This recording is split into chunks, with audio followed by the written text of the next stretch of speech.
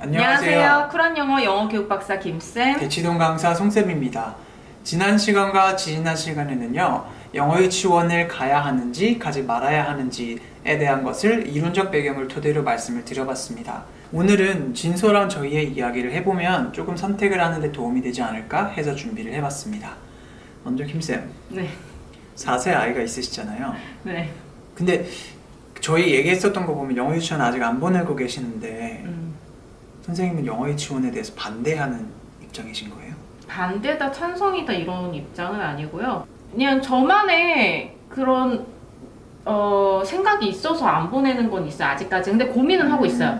이제 더 고민에 빠진 이유가 뭐냐면 최근에 이제 같이 대학원 다니는 선생님께서 본인이 이제 아이를 영유를 보내게 됐다라는 얘기를 들었었어요. 대학원에서 저희가 공부할 때는 교수님들께서는 그 한국어가 완성되기 이전에 영어를 배우는 건 좀 바람직하지 않다라고, 그리고 그렇게 효과적이지 않다라는 거를 너무 많이 논문으로 봤기 때문에 공부를 했던 것과 좀 다른 선택이지 않나? 라고 했는데 그 선생님 말씀으로는 그래도 효과가 있는 것 같아. 그러니까 일단 영어 유치원이 효과가 없다고 계속 듣긴 했는데 연구가 안 된 부분이 있어서 모르는 것 같다라고 이제 생각을 하는 거죠.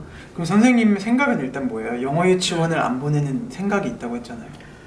근데 진짜 딱 정리가 안 되는 게 간다 안 간다 이게 확실한 그 생각이 정해진 건 아니고, 내 아이가 스트레스 없이 배우는 상황 이라면 그게 첫 번째 조건이고, 두 번째가 150만 원 너무 비싸.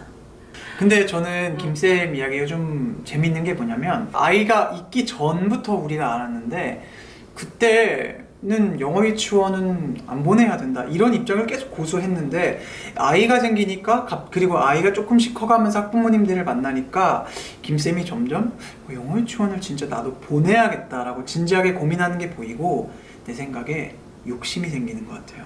왜냐면 내 아이는 좀 특별하게 좀 뭐랄까 부족함 없이 키우고 싶은 마음은 있는 거지. 그 영유 한 4세부터 7세까지 가게 되면 거의 4, 5, 6, 7, 4년인데 그러면 한 달에 150에서 200, 4년간 너무 비싸잖아요.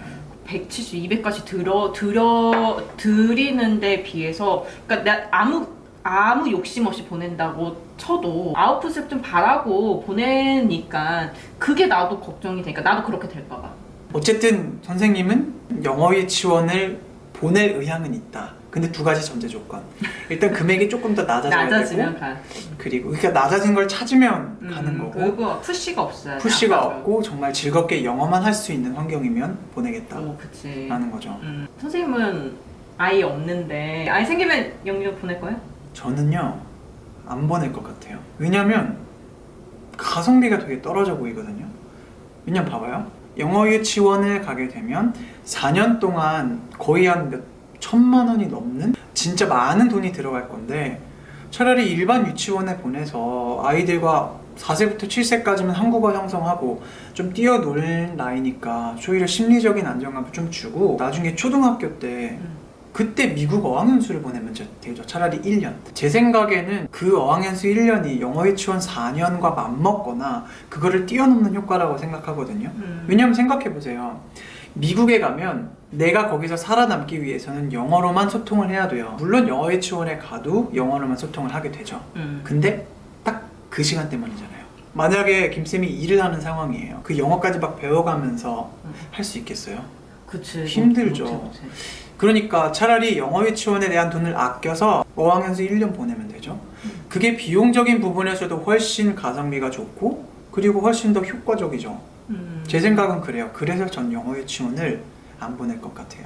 그리고 제가 또 말씀드리고 싶은 거는, 원어민 선생님들이랑 같이 일을 했었어요. 일했을 때 아이를 가르치는 그 자질이 너무 부족하다고 너무 많이 느꼈어요. 그러면 김쌤이 좀 영어 유치원에 대한 또 약간 신중해지는 이유가 정말 이 원어민 선생님들을 믿을 수 있는 사람인가?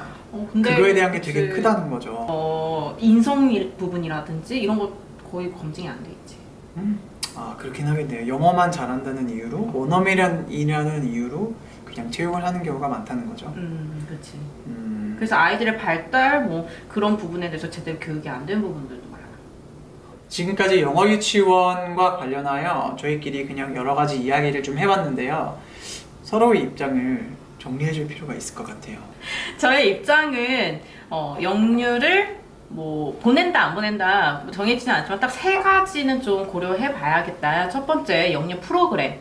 영유 프로그램이 너무 강압적이지 않고 좀 자유롭게 아이가 자유롭게 영어를 배울 수 있는 그런 환경인지를 좀 볼 필요가 있고요. 그 다음에 두 번째는 가격 문제. 가격이 비싸지면 아이한테 아웃풋을 강요할 수가 있기 때문에 그래서 이 부분에 대해서 좀 생각을 해볼 필요가 있다라는 거. 그 다음에 세 번째는 원어민의 자질의 문제가 있었습니다. 그래서는 원어민의 제대로 교육이 됐는지 또는 원어민 말고 다른 한국인 선생님이 배치가 됐는지 이런 부분을 좀 고려할 필요가 있다라는 것입니다. 영어 유치원에 대한 제 입장은요, 그거예요.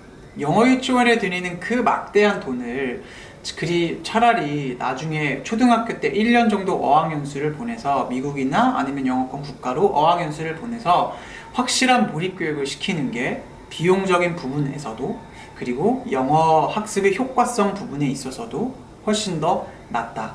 그래서 저는 영어 유치원에 반대를 한다 라는 입장인 거죠.